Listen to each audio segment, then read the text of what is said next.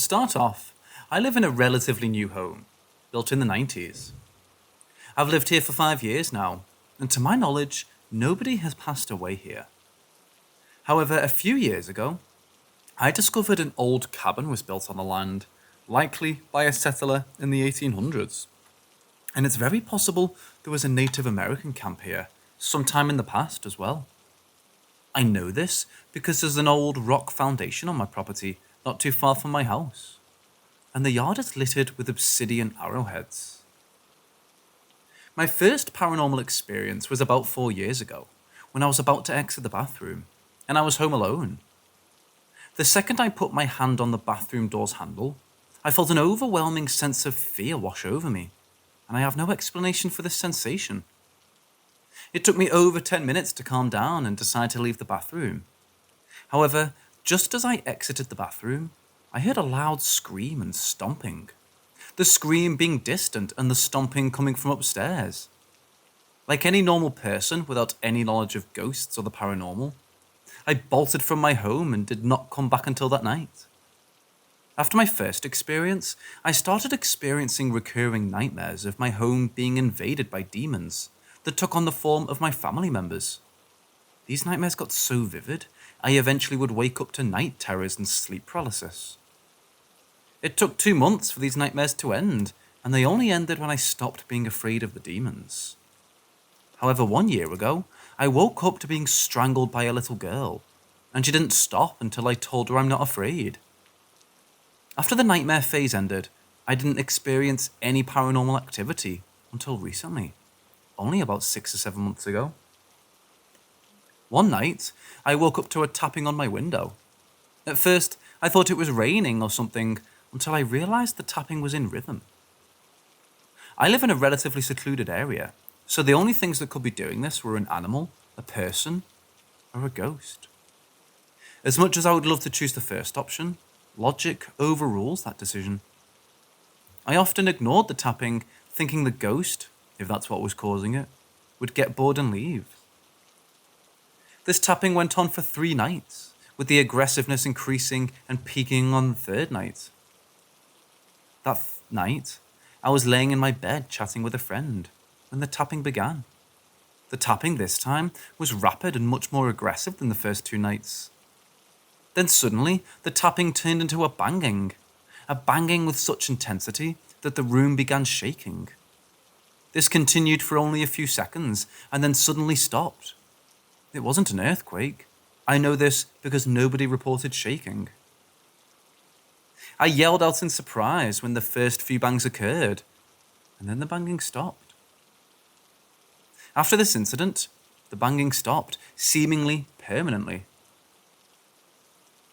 Now let's move on to the most recent experience that I've had. These experiences are what caused me to make this post, as I feel if there's a ghost in my home, it's getting more aggressive and powerful. The first one was kind of long ago, about 4 months now. I had a friend over for an all-nighter when I heard tapping, but not from the window, but from inside of my room. The room my friend and I were in at this time was the living room, with my room one of the rooms it's connected to. My friend and I began to investigate the tapping, not by entering my room, but by listening to the noises from my room. When I put my ear to the door, I heard a whisper of gibberish on the other side. I freaked and backed away from the door, terrified. Suddenly, I felt cold and felt the same feeling of fear I felt in the bathroom 4 years ago, this time worse. After about 30 minutes, the coldness went away and I calmed down, but my friend and I could still hear the tapping. It took an hour for the tapping to end, and it resumed on and off for the rest of the night. Another recent incident was only 3 weeks ago and happened again only 2 nights ago. What happened was quite simple. My dad was closing a sliding door when something forced it back open, suddenly with unstoppable force. Then 2 nights ago, I was closing my room's door when something pushed back against the door, making it extremely difficult to close. And every night since then, I've heard footsteps at night in my home. I've made this post with the hope that someone can give me some advice as to what I should do next. I've already tried claiming the home from the ghost, and that's failed. so I have no clue what to do next.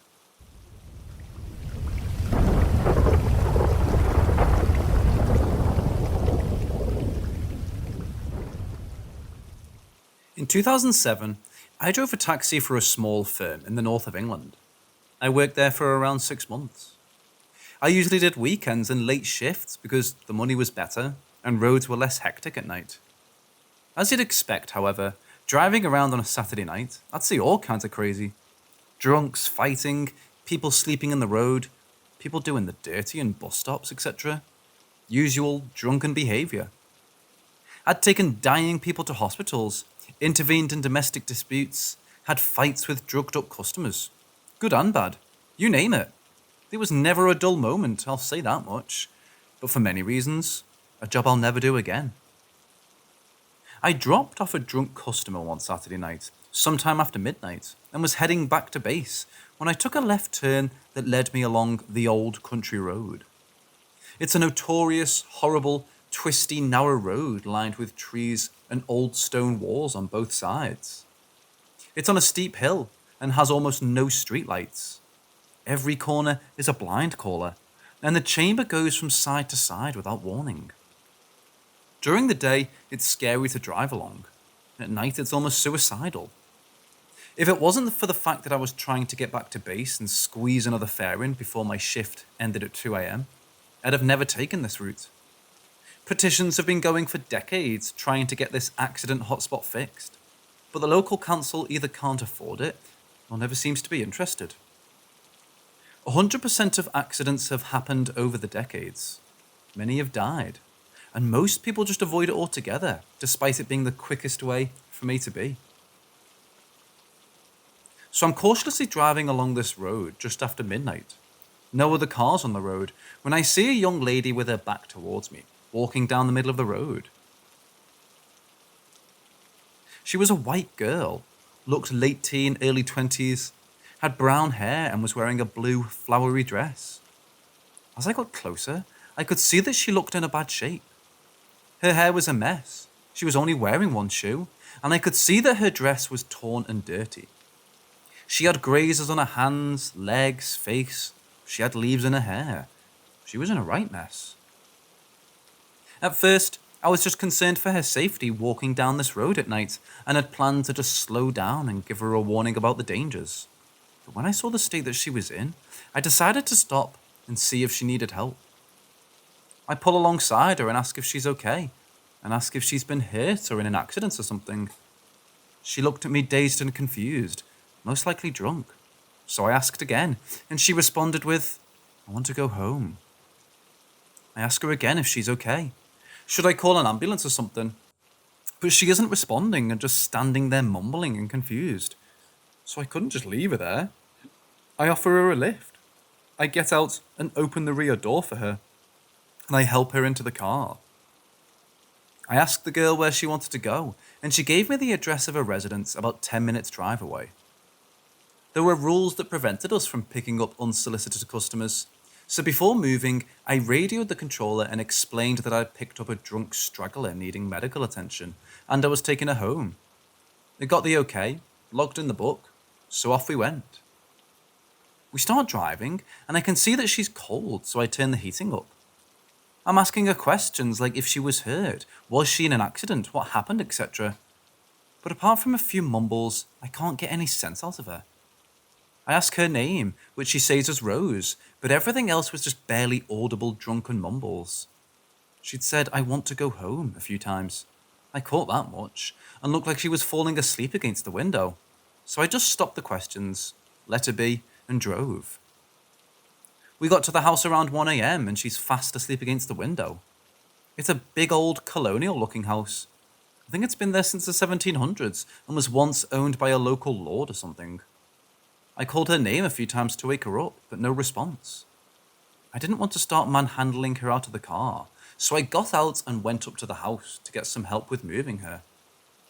As I'm walking up the driveway, I can see that there is still lights on in the house, so I knock quietly and wait. After a few seconds, a woman answers the door. She's crying and rubbing her face. She was around 60, I'd guess. Grey hair, wearing a white nightgown. I explain who I am, that I'm a taxi driver, and that I have a girl in the car named Rose who's looking in bad shape and has asked me to bring her here. Before I can finish, however, she turns and walks away and calls out for who I assumed is her husband. A man then comes to the door. He's around the same age, and he's carrying a framed photograph. He had a look of sadness on his face that I couldn't explain at the time, but one that I'd soon know all too well. I explained to him the situation and that I needed help with getting her out of the car. He waits for me to finish, and then he shows me the photograph that he's holding and asks, "Is this her?" I confirm it's the girl in my car, and he asks, "Is she still there?" I confirm that she's still asleep in the car, and we're probably going to have to carry her back to the house. He puts the photograph down and comes with me to the car.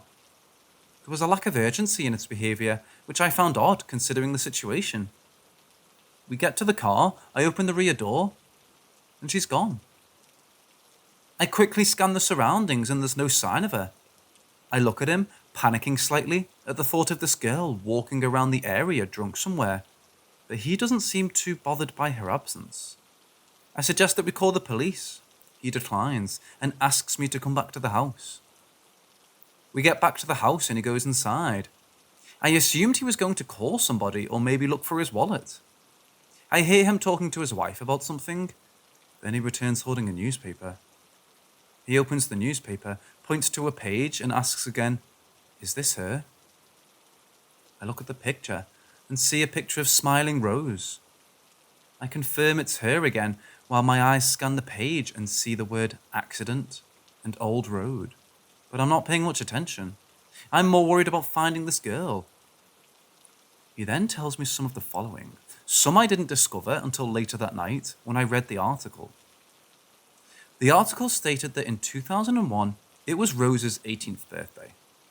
She'd been at a party with friends and had gotten into an argument, so decided to leave, alone, at around midnight. She'd been walking down the old road when a car hit her from behind. The driver, yet to be identified, didn't stop. She died laying in bushes by the side of the road. Her body wasn't found until several days later, after a police search. He told me that every birthday since, around 1 a.m., they've received a knock at the door from a worried driver claiming to have Rose in the car. They'd been sitting up celebrating her birthday and waiting for me to arrive. So, confused by this story, I asked him to show me the photograph again, just to be sure that it's the same girl that was in my car. And it was. I didn't know what to say or do. I wanted to laugh, to be honest, so I just apologised for the misunderstanding, said goodnight, and went back to my car. I sat thinking for a few minutes, then decided I'd drive around the area and check if I could find her. I couldn't, so after about 30 minutes, I gave up and drove back to base. I arrived back at base just before 2 a.m, and the lady controller asks what happened with the injured girl that I'd picked up. I gave her a brief rundown of the strange events that had just happened, and she laughs and shouts towards the back room. "Ha! Hey Tony, we've got another one. He's seen her too." A guy called Tony comes out. He'd worked taxis for years, and he tells me about the stories of the ghost on the old country road that taxi drivers in the area share. I kind of laughed and shrugged it off, but internally, I was rattled. I left work and went home and read an article about the accident online. Cried my damn eyes out. I didn't get much sleep that night and didn't fancy working on Sunday, so the next morning, I called in and took the day off. I went out to the car during the day to see if she'd left anything in the car, and I found a single tree leaf laying on the carpet where she'd been sitting. A few days pass, and I'm unable to get over this weird night. Her pleas of, "I want to go home," was still ringing in my ears, and the leaf was sitting on my coffee table staring at me. So I got up one morning, got in my car, and went back to the road. I drove up and down it a few times trying to remember exactly what I'd seen that night.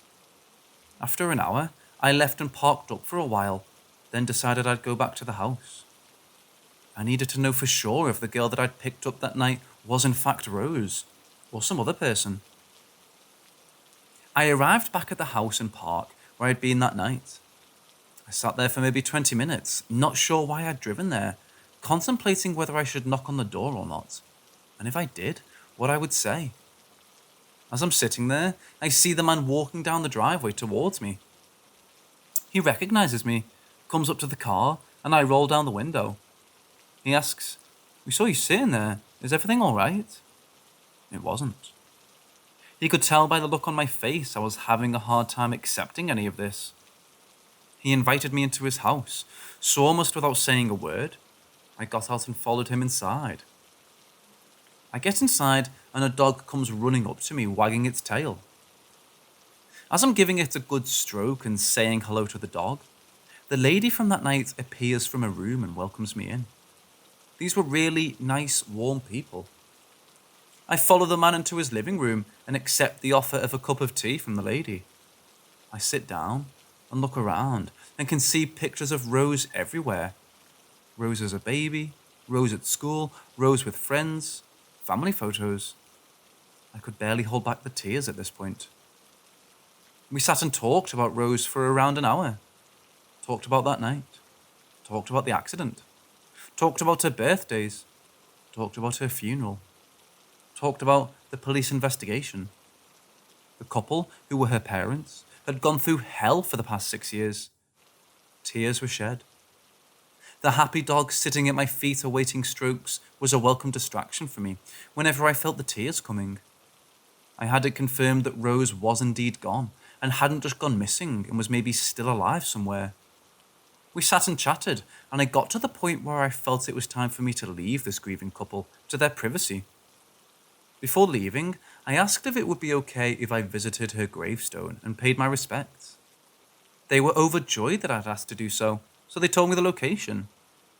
And as I was leaving, her mother remarked, "Oh, take her some hydrangeas. She'll love those."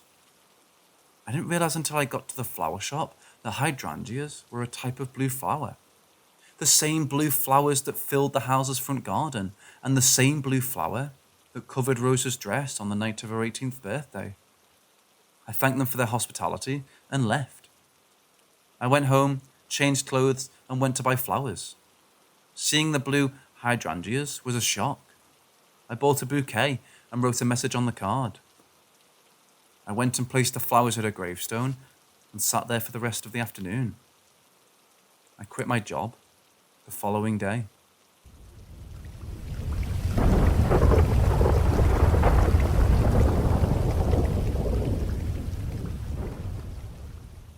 Not certainly a paranormal activity, and rather quite funny for others towards the end. Just an incident that happened with me which made me develop a fear of mirrors. Back when I was 12, on one summer night, we had a power outage. I'm from New Delhi, India, where these random long power outages are very common in the summers. But that night, even our inverter gave up, and we had no other option than having dinner in a dining room lit of candles and just wait for the power to be restored. My parents have always had this daily habit of going to a walk in a nearby park after dinner, and they continued as usual the night as well. My grandparents decided to sit on the balcony after dinner, as the weather outside was quite decent, with light, cool breezes, and was better than sitting in a dark room and sweating. I was simply lying on the couch with my brother, who's 4 years older than me. Out of nowhere, my brother had this weird idea of taking this moment to try saying Bloody Mary in the mirror 3 times, just for fun. I opposed it, as even though I wasn't scared easily of dark or things like that, still, somewhere I feared that these rituals may have had some degree of truth to them, and we should rather not try this. But my stupid brother proceeded anyway, carrying a candle towards the mirror. Before I proceed, I'd like to mention that just a few weeks before that night, all of us cousins were just talking some spooky stuff, when one of them raised a point that if you ever try the Bloody Mary challenge, don't you dare insult her or say anything about her blue baby. It was a quite weird fact, but also something to be wary of, and I just gladly accepted it to be true, for I was quite young. Anyways, my brother proceeds on to say Bloody Mary 3 times, in a dark room in front of the mirror. It was nothing but a little scared to see that happens and all my focus was on him. Nothing really happened for a few seconds, and then my brother did what I never wanted to see. Started insulting her and teasing her, and making fun of her, saying, "Yo, bitch, what the fuck is even a blue baby?" I got quite scared, and my asshole brother stood there smiling. After a few seconds, we heard heavy breathing sounds and some other tiny noises, which scared the shit out of me. And I even screamed a little, whereas my brother started to laugh. It turned out that he was secretly making the noises to spook me, and said that, "See, it's all fake." A few minutes later, our parents were back and the power was restored as well. And we went to sleep a little early that night. I still couldn't get the kind of prank out of my head and started visualizing stupid stuff. I couldn't sleep, and I hated the fact that my brother was asleep soundly in no time. I started imagining, or maybe you can even say hallucinating, while laying on the bed, trying to sleep. I saw that someone dressed in all white is stepping out of the mirror and is proceeding towards our room. I started sweating with my eyes closed and my face stuffed under my pillow. Just then, in my hallucination or whatever the hell it was, the lady in white enters our room. She's about to lay her hands on my chest, and I swear to God, the next thing that happened scared the actual shit out of me due to my asshole brother. She forces her hand towards my chest, and with no lapses, at a perfect time, while soundly asleep, my brother turns around and puts his hand on my chest unknowingly. I swear to God, I screamed so loud that even my grandparents, who have hearing problems, woke up in a distant room. That perfectly timed coincidence of a moment was enough to freak me out, and I've been afraid of looking towards mirrors in the dark ever since. Sounds stupid and weird, but yeah. As soon as I enter a washroom or just a room with a mirror, I make sure a light is on, or otherwise, I start to freak out.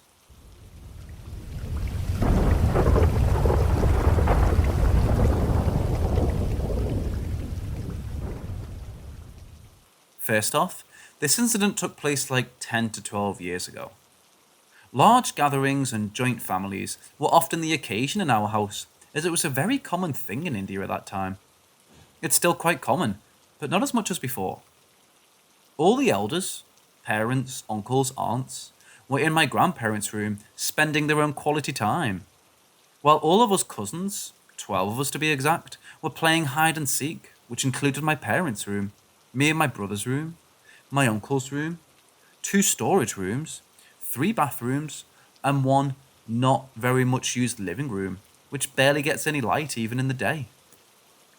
Also, this living room had a lot of antiques and old stuff that belonged to my grandpa, and was quite a reason to usually keep us kids out of there. It was our last round, and it was my brother's turn to find us, as we waited for lunch to get ready. While he was searching on the living room and storage room side of the house, we cousins did what we always used to do in the last round. Sneakily get into the lunchroom and keep the dinner. Don't know exactly what to call it. Wondering where all of us had hidden. As we sneaked back into the room, my brother still kept searching. Eventually, he came to the living room, opened the door for it, and tried to spot someone as he felt someone rushing there. As usual, it was all dark and literally without turning on the lights. You can't spot anything. But my brother eventually caught attention to something in that dark room. He saw someone sitting beside the sofa as if trying to hide, with very shiny blue eyes. So shiny that it was the only thing visible in that room, along with the edge of the sofa. My brother couldn't figure out which one of the cousins it was, so he tried to approach the sofa as the switch for the light was there as well. That figure started approaching him as well, except it was creepy, and my brother was a little scared. At that very moment, my mom called out for my brother, due to which he looked behind for a split second, and when he looked back towards the sofa, the figure was gone. My mom immediately came through, took him out of that room and said to him that we always advise you to never go to that room, but you don't listen. You may end up hurting yourself. It was very shady of my mom to mention something like that. And while growing up, we have always thought there's something that our parents never tell us about that room, and never let us be in there alone at any time of the day. Anyhow, My brother didn't share this blue-eyed figure thing with anyone until the next morning, when an explanation was needed for what had happened. After everyone left late at night, we all happily went to our rooms and had a good night's sleep. When my brother woke up in the morning, he saw all of his t-shirts were covered with blood. But he actually didn't suffer from any nausea. He wasn't sick. He didn't throw up or anything else. There was no other trace of blood on his entire body. No sign of any cuts of any sort, not even on me. Everyone was surprised and shocked at the same time, and my brother just didn't know what to say. After that, he discussed the blue-eyed figure incident and asked whether it was some haunting going on, which my parents denied by saying what they've always done. There's no such thing. The weird fact was seeing my mom say her prayers at that time, after that incident, even though she does them before going to bed only. My brother developed a strange fear of sofas, especially when they're in a dark room. It took him years to overcome this fear, as even the medical checkups denied having any issues with his body. This remains unexplained to date. The second one is more concerned with me. It was March 3rd, 2017, when this first happened. I was in 10th grade, and my boards were about to start in a week. The pressure was on, but I was someone who actually never got stressed in one exam situation, so I was pretty chill and studying like my daily routine. On the night of March 3rd, I had a nightmare that I don't remember anymore in detail, but it was very unsettling and woke me up around 2 a.m. I was a little scared, but was craving some good sleep, so I closed my eyes and tried to go back to sleep, but I couldn't, as I started feeling being watched, while my brother beside me was sound asleep. I started seeing figures around the room window, but when I thought that, I was just overdoing it. Then I had another nightmare, and then around 3, I heard my brother say to me, "Are you okay?" And I said I was fine, because the nightmares weren't much of a concern. But what he actually meant was my shivering. I didn't realize I was shivering, even though the cold winter days were well behind us. I was actually sweating, but still, my legs kept shivering and kept cranking my teeth. I tried to stop, but I couldn't, and started getting frustrated and scared. What was more unsettling was the fact that my brother got scared, which is not something very common. He immediately called for my parents. They started rubbing my hands and feet, got me a cup of coffee, and put me back to sleep. I woke up at 7 in the morning, which was pretty strange, as I never naturally woke up until I've had 7 hours of sleep. I felt very fresh and much better than last night. My mom came in and asked me how I was feeling, to which I replied, "Great." But that wasn't the case.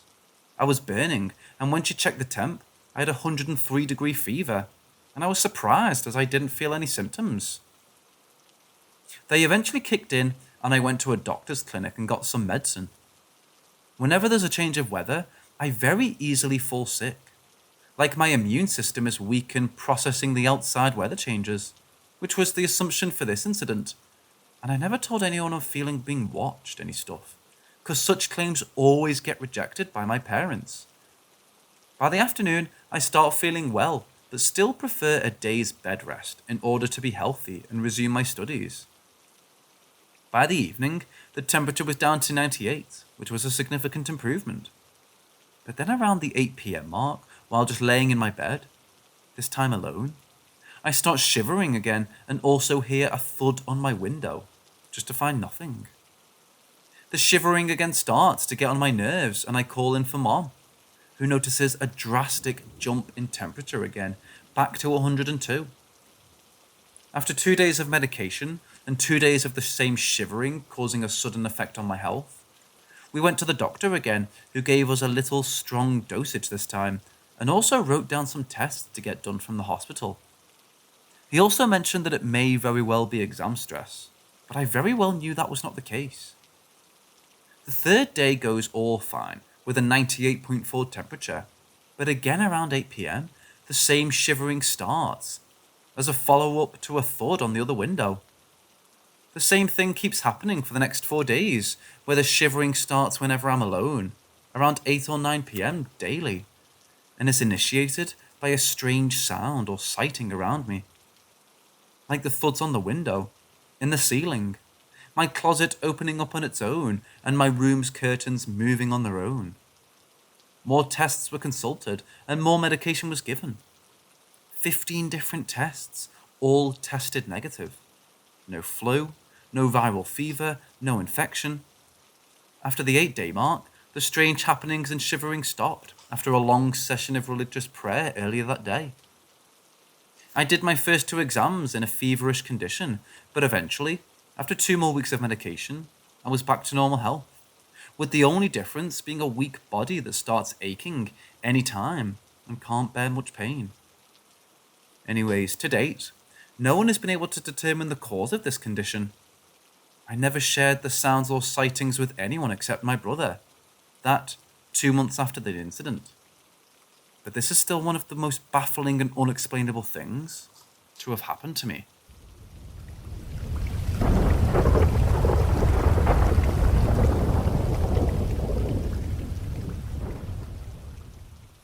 Okay, so I was driving home 2 days ago at roughly 3 a.m.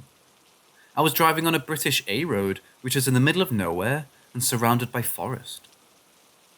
Now, I pretty much know this road like the back of my hand, as I've been driving back and forth, mostly at night, for a long time. There are streetlights, but they're quite dim and don't do a great job of lighting up the road ahead. Now, as a bit of background, I'm generally a calm driver. I don't know why, as I'm quite frantic in real life, but when I'm behind the wheel, nothing seems to faze me at all. But the other night, I'm pretty sure I nearly had a heart attack. So I was driving along the road as usual, on my way back home.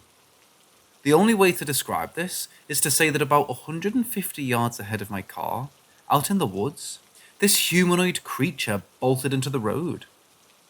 It was a light grey colour and hunched over on all fours, but could easily be about 8 or 9 foot tall, standing upright. This thing bolted into the road at an unnatural speed and disappeared into the woods on the other side of the road. Now there's 4 lanes and no central reservation, so it was a straight sprint across. I tried to rationalise this as a bird, but I just knew for a fact that it wasn't. Like I said before, I'm a very calm driver, but as soon as I saw this thing, I instantly turned freezing cold and started sweating, almost on the verge of crying. I don't know what my rationalisation was, but some part of me wanted to slam on my brakes out of panic to take a breath. But I just put my foot down and drove way too fast to get away from what I just saw. I don't necessarily know if it's relevant, but I remember looking at the clock, and it was dead at 3 a.m. Apparently this is a strange hour for unexplained things to go on. If anyone else has had a similar experience or knows what the hell this thing was, I'd love to hear it, because even thinking about it gives me cold chills.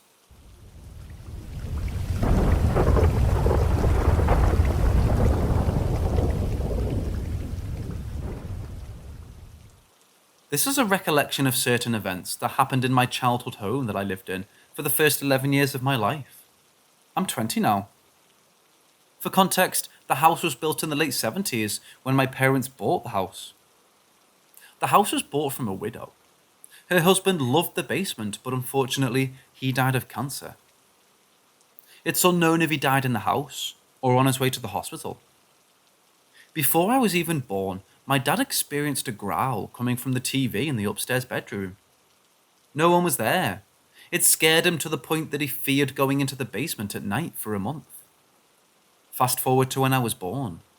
I had a couple of seizures, one being in the house, the last one when I was 2 years old. When I was 3, however, there was a storm outside. My bed was right up against the wall. As I was trying to fall asleep, I felt the bed lift up and slam down as I noticed it. No one could have been behind it. I ran out to tell my parents what happened, but they just told me to go to bed. I always hated the door that refused to close. It was the door that led to the laundry room. If you closed it, it would just open up exactly 5 to 15 minutes later, regardless of the day or time. I used to try to close it all the time, but I wonder if that angered the entity.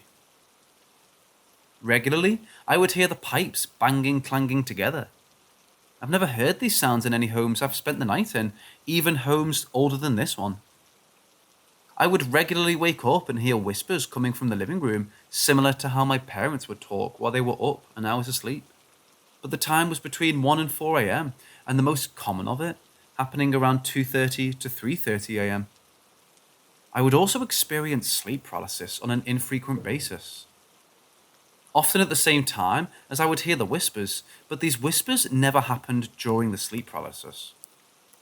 I would feel a heavy weight either on my arms or chest, and when it happened, I would either have a bad day or I would get physically sick. My dad wonders if the entity made him aggressive. Then, my mother got sick, and one night I really had to pee, but someone was in the bathroom, so I had to use the downstairs bathroom after waiting 10 minutes. Shortly after, I went back to my room. My dad wondered why I was up. I lied and said I was sleepwalking because I knew he wouldn't believe me. After my mom died was when paranormal events escalated. From always feeling stared down on a regular basis to even hearing my Xbox going on when I knew I'd turned it off. But when I went downstairs, it was already turned off. Then I saw a figure of a man in a top hat, which was creepy as he was translucent.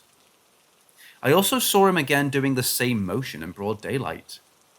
Then my neighbor's dog, who was the most chill dog you'd meet, started growling at something behind me and bared its teeth. I was quite scared as he seemed to go outside at the same time that I went outside. A few days of this and he was back to his same chill self. I saw a shadow figure peering at me through the window one night, close to Halloween. But to reach the window, you would have had to have been 10 feet tall. No human ever was that tall. Adding to the fact that when I looked at it, it backed away. This was not a sleep paralysis episode, as I was able to freely move about. Most often, it would also appear that someone was sitting on my bed when there was no one there, just the indent of someone sitting there. I saw another figure peering outside. It never communicated or acknowledged me. I would see balls of light that would just stay there, as well as having very odd dreams. We didn't do any evil rituals or cleansing, but my dad regretted that decision. There was a time where another door opened, as I put my hand out to feel the air was cold. When I moved out, it kind of went dormant. Until 5 years ago, when Google Maps caught a face peering from the bedroom that my parents slept through, which didn't show up in the previous photos. Even the device I've been writing this story on has been acting insanely slow and lagging, as if something doesn't want this story out. I moved to a new house, and although I've not had any experiences in it, I still get weird dreams about the first house, due to it being close to where I currently live. The house looks the same, but mostly empty. But every time I would check the basement in the dream, it would switch to another dream. Was this a demon, or an actual entity?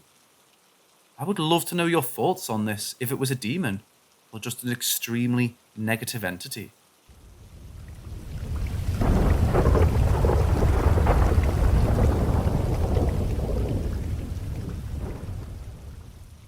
So I was sitting in front of my computer a few months ago.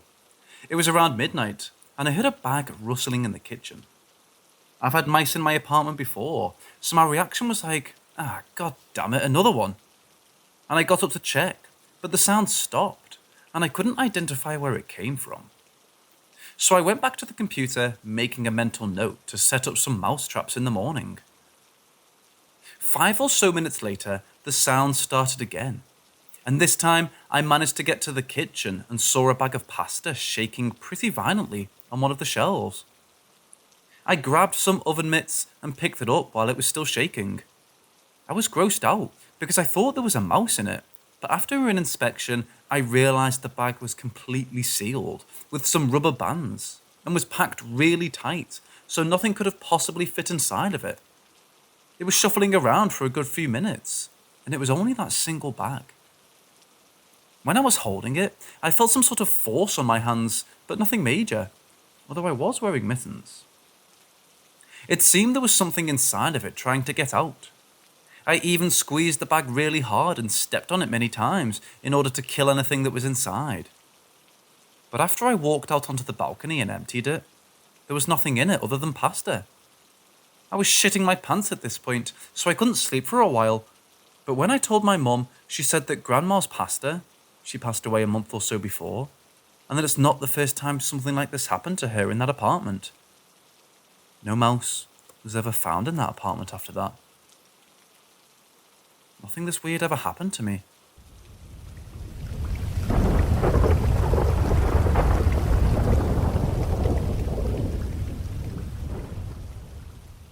So let's start with one of the earliest I can remember.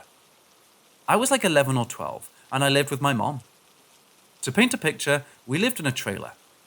When you open the front door, it goes straight into the living room, and on that wall lays the couch. To the right of the couch is a hallway that leads to the bathroom, my bedroom, and a spare bedroom. To the left is the kitchen, a little nook where the computer was, and my mom's room. So one night, around 12 or 1 a.m., I was laying on the couch on the phone talking to my friend. As we're shooting the shit, something caught the corner of my eye, and I saw this tall, black silhouette in the hallway. It just turned its head, looked at me, and walked through the wall. I dropped to the floor, terrified. I wouldn't go to my room for like 2 weeks after that. Around this time, I would always hear a random tapping on the window across me from my couch. The only way I can describe it is if you just took your fingernails and lightly tapped on a window. This happened every night for weeks and just randomly stopped. I don't think it was the blinds or anything, but it was very creepy. Last one I'll share happened probably 3.5 years ago. My friend and I were sitting in my room. It was a 2nd-story house, and my room was a loft converted into a bedroom that has windows that overlook the living room. We were talking, and we heard this very loud grinding noise, and both of us just stopped and stared at each other. So we went downstairs to investigate, and after about 10 minutes, we figured out one of the kitchen chairs was pulled back. When we pushed the chair around on the floor, it made the same sound. After we discovered that, he looked at me and said, "I didn't want to sound like a weirdo, but I swear when we were upstairs, I saw somebody through the window in your room, in the living room before we heard the noise." I've had some other experiences, and a lot happens in my dad's household. My sister has had some crazy experiences when she lived with him too.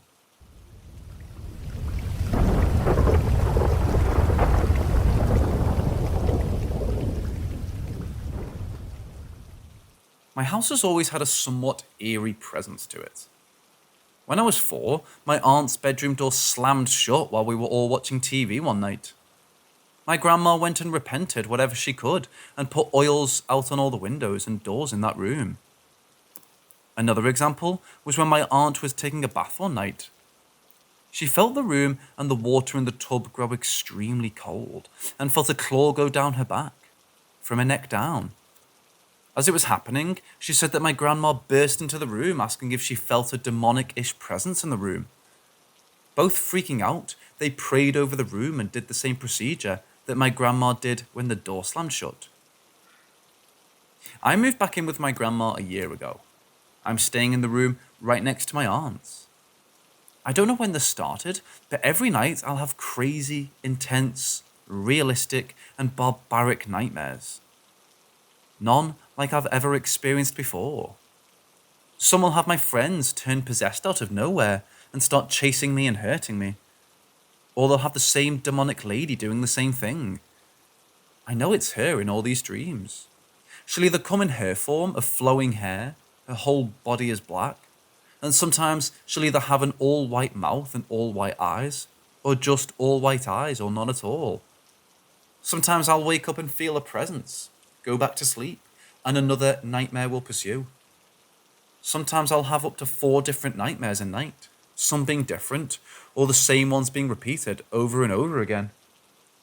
This only happens when I sleep in my room. I can sleep in another room in the house, and I'll sleep sound as a baby. Same goes if I sleep at someone else's house. It's so strange. Right now, I'm staying at my aunt's bedroom. I told my grandma about this issue, and she repented and cleansed my room, to no avail.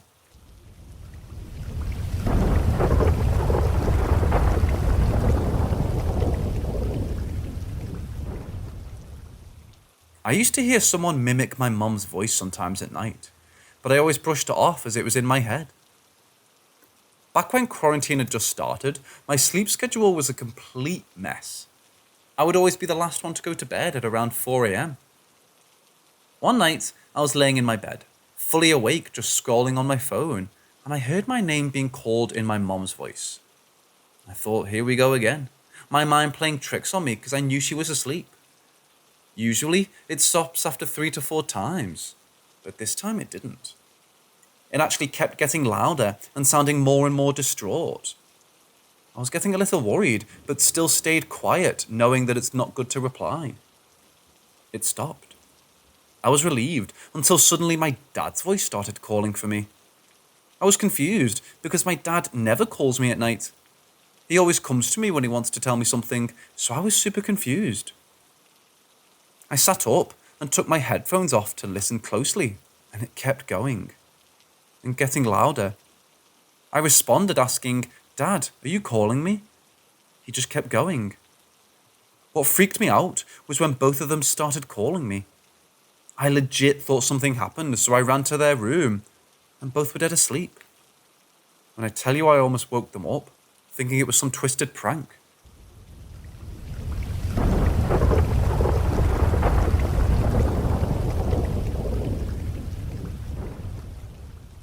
When I was about 17, Dad had started renovating parts of the house.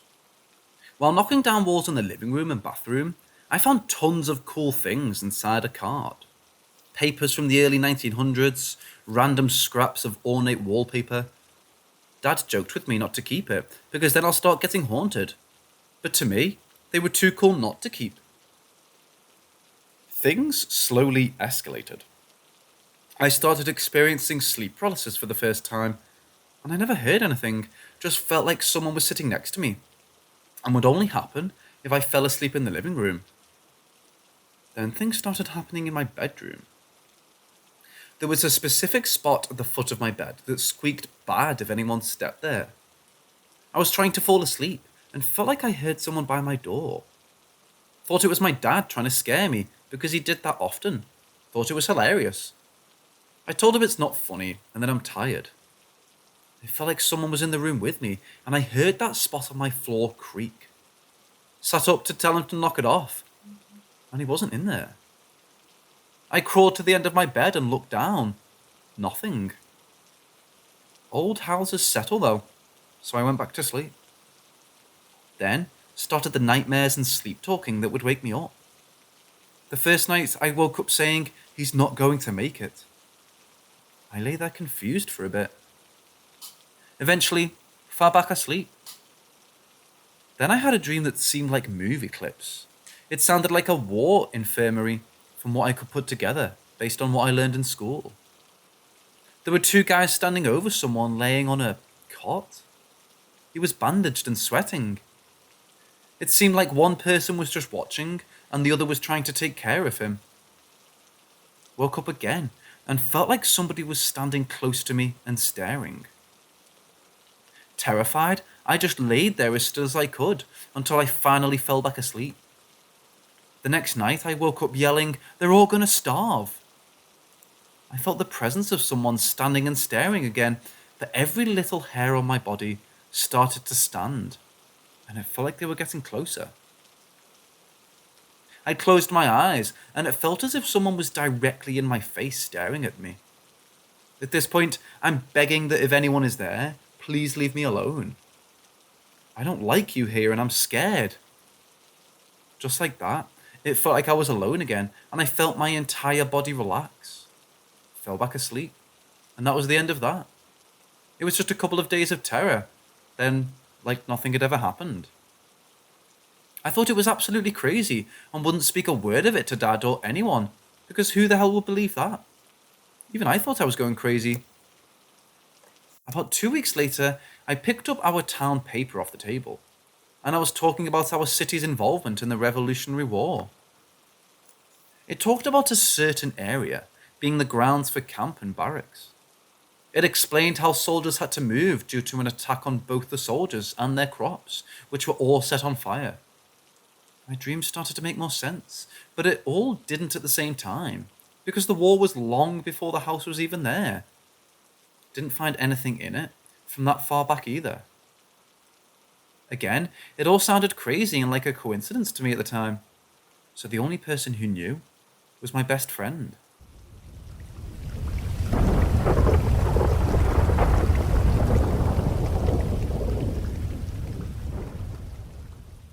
I grew up in the middle of nowhere, literally. Cornfields and cows, with the occasional sprinkling of houses, filled with people who tended to the cornfields and cows. So, as any teenager in the country would do, I spent a lot of time exploring abandoned buildings, houses, barns, restaurants, anything I could manage to get into. I had just got a new job in a town I didn't usually go to, and of course, immediately started asking the locals about the scary stories in the town. I was told over and over again a story from the 80s of a woman who caught her husband cheating and came home one day and blew his brains out with a shotgun while he was asleep.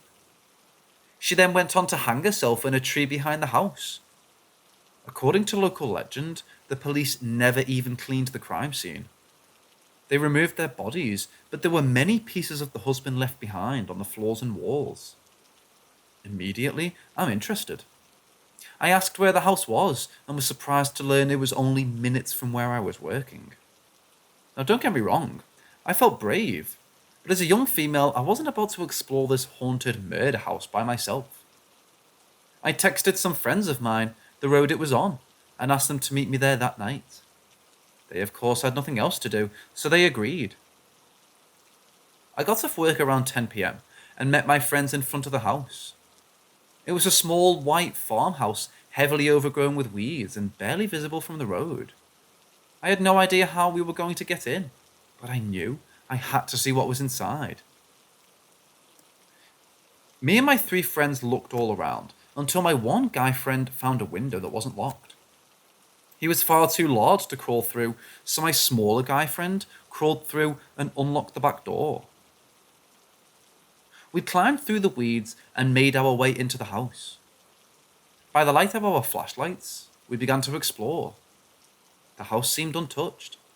There were dishes in the sink and old boxes of food in the cabinets. The walls were a mixture of yellow from long-term smoking and patches of brown, which could have been mold or could have been pieces of the husband. I wasn't about to touch it though. My guy friends took off into the bedroom, and my girlfriend and I looked for the basement. After some searching, we found the steps to the basement. It was a dark and cave-like unfinished basement with lights dangling from the ceiling that most likely hadn't been turned on in decades. The basement had 2 sections. The first one you were immediately in was a laundry and washroom. Then behind that was an open storage room. This is where things started to really turn. We walked into the storage room and were met by a giant red painted pentagram on the floor. There were shelves all over the walls, filled with what appeared to be jars of dead animal parts and blood. There were half-burnt candles, upside-down crosses, and notebooks that were falling apart from years of moisture and mold in the air. Suffice to say, we were creeped out. It wasn't until I was older that I understood what I had seen, but at the time, I didn't know much about the rituals they were most likely performing in the basement. I have no way of knowing if the husband and wife had done this, or if it had been done by other fellow trespassers, but it didn't seem to be very recent. We decide we've had enough of the creepy basement and head upstairs, only to be greeted by the loud sound of shattering glass. One of my guy friends had decided to grab a bat from his car and bust out the old TV. We both screamed at him to stop. Yes, I definitely trespassed, but never vandalized. After taking a few more swings, he stops, and instead of turning around to yell at me, he starts staring out of the kitchen window behind me. His face looked absolutely terrified. Thinking he's messing with me, I tell him to stop being weird, and we needed to leave before the cops came and saw his mess. At this time, my friend shifts his gaze from the window and looks at me. He points back to the window and says, "What is that?" I laugh, again thinking he's messing with me, but he doesn't laugh. Finally, I turn around and see movement in the field behind us, slowly getting closer and closer to the house. We all stand at the window, waiting for whatever it is to come out of the field and into the open. A few seconds go by before we see a woman in a long grey nightgown, holding a brick in her hand, running towards the back window. At this point, she was mere feet away, and we all ducked down below the window, thinking she was going to throw the brick through it, and we needed to try and avoid the shards of glass. And she did. The window shattered so loud, my ears started to ring, but I didn't feel any glass. After a few seconds, we all stood up and looked through the hole where the window once was. The woman was gone, and the glass from the shattered window was outside on the lawn. She threw the brick at the window, but the window broke out instead. We all shared a collective "fuck this" and ran out of the house and back to our cars. We spoke about it a few times after, but never to anyone else, since we were convinced they wouldn't believe us. The house has been torn down, and the lot is now an extension of the field from behind it. I don't know exactly what we saw that night, but I know I'm certainly glad that house no longer stands.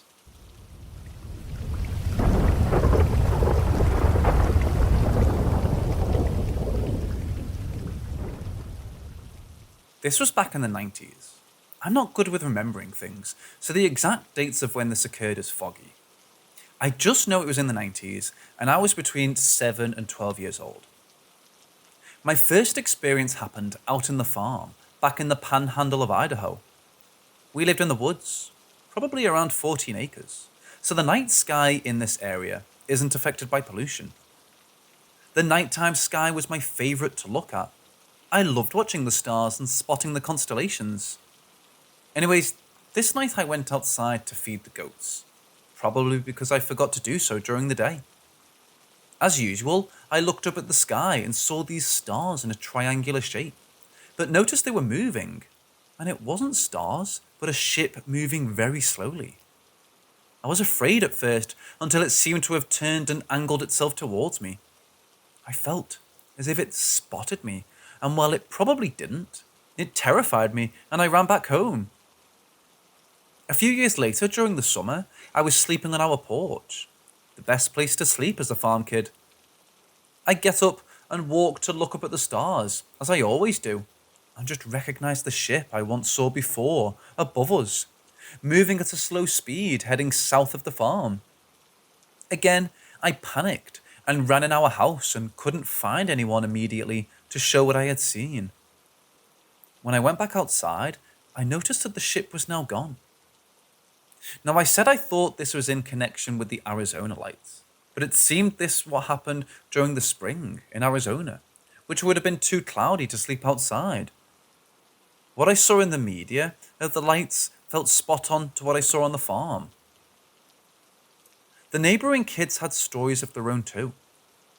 I remember one of them saw a ship with red lights moving erratically in the night sky, and another claimed to have seen a ship with their motherland on a field across from them.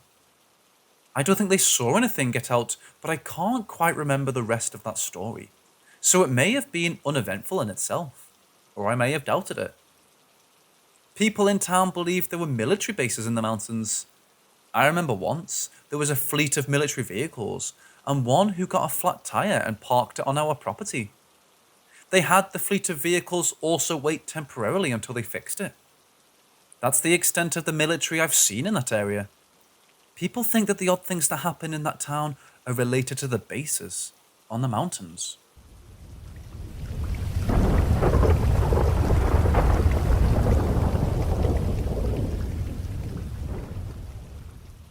A couple of months ago, my family and I were forced to move.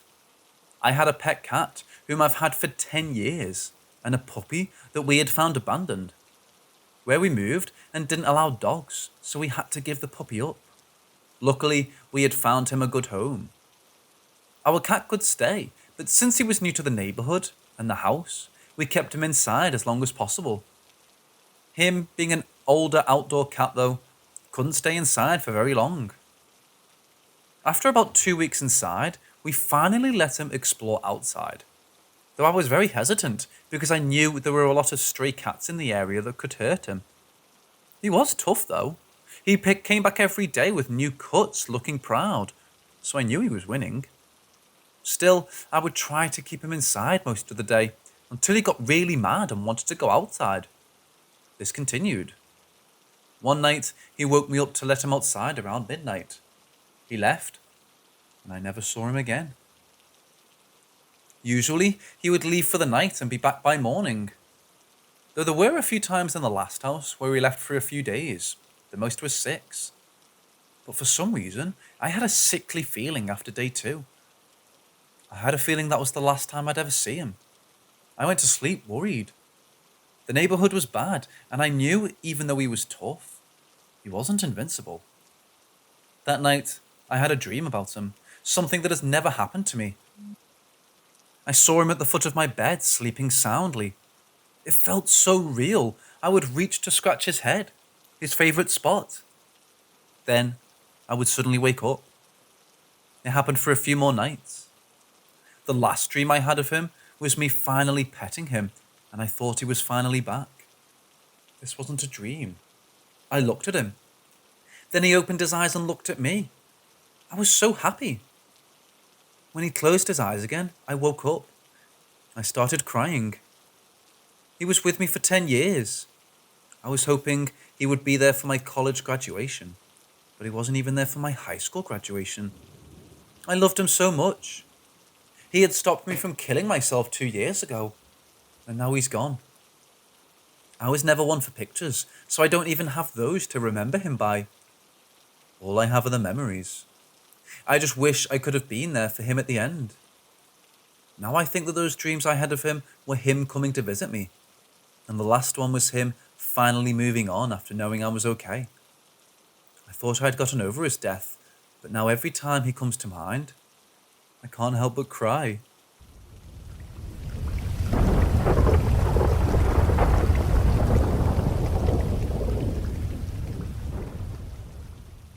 So this happened almost a decade ago, but I never really put much thought into it, outside of it being a good, creepy story to tell my friends. Not until recently have I thought about what happened. To give some backstory, when I was younger, my family and I used to live in this townhouse neighborhood. My dad was a maintenance worker there, and as our family grew bigger, I came first, followed by my sister and brother, 6 and 11 years later respectively. We moved into larger townhouses that the apartment complex had available. When my parents had my younger siblings, there were plans to move out of our neighborhood and into our own house, despite only having just moved into a new townhouse a few weeks prior. We ended up moving out after only 2 months. While living there, I ended up having a recurring sleep paralysis dream of this thing that would come out of my closet. The best way I could describe it was that it was very lanky and had glowing white eyes, and that it never made any noise. Scattered throughout those 2 months living there, I would keep dreaming of it slowly opening my closet, peeking its head out, and slowly shuffling towards me. Each night I had the dream, it seemed to get closer to my bed. Now, if my experience stopped there, I would definitely just mark it all down as sleep paralysis.